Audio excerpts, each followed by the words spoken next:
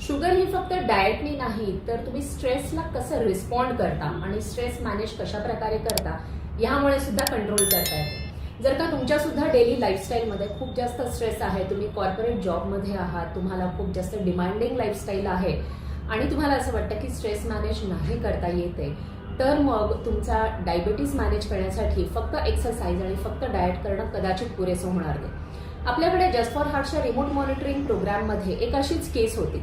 हे patient corporate जॉबमध्ये होते आणि जेव्हा आम्ही त्यांची शुगर रोज चेक करायचो ग्लुकोमीटरच्या मदतीने, तर असं लक्षात यायचं की वीकडेमध्ये म्हणजे सोमवार ते शुक्रवारमध्ये संध्याकाळच्या वेळेस त्यांची शुगर जी आहे ती जास्त असायची. जेव्हा आम्ही बरेच सगळे पॅरामीटर्स ट्रॅक केले आणि असं पाहिलं की वीकेंडला म्हणजे ज्या दिवशी त्यांना ऑफिस नसतं त्या दिवशी त्यांची शुगर ऑटोमॅटिकली कमी यायला लागली. सो हे त्यांच्याशी जेव्हा बोललो, त्यांनी जेव्हा कन्सल्टेशन सेशन्स घेतले, तेव्हा असं लक्षात आलं की ते जेव्हा कामावरती असतात त्यांना ऑलमोस्ट शेकडोहून अधिक लोकांची टीम जी आहे ती मॅनेज करायला लागते आणि कुठे ना कुठेतरी ही गोष्ट त्यांना स्ट्रेस क्रिएट करते. सो ह्या गोष्टीवरती जेव्हा त्यांनी काम केलं, इंटरनल वर्क केलं, त्यांनी त्यांच्या ह्या स्ट्रेसला कसं मॅनेज करायचं हे शिकले आणि ऑटोमॅटिकली त्यांचा डायबिटीज जो आहे तो नियंत्रणात आला. त्यांना त्यांचा HbA1c सुद्धा कंट्रोल करायला खूप मदत झाली. सो तुम्हाला सुद्धा स्ट्रेस मॅनेजमेंटमुळे जर का डायबिटीज नियंत्रणात येत नसेल तर ते ट्रॅक करणं अत्यंत आवश्यक आहे.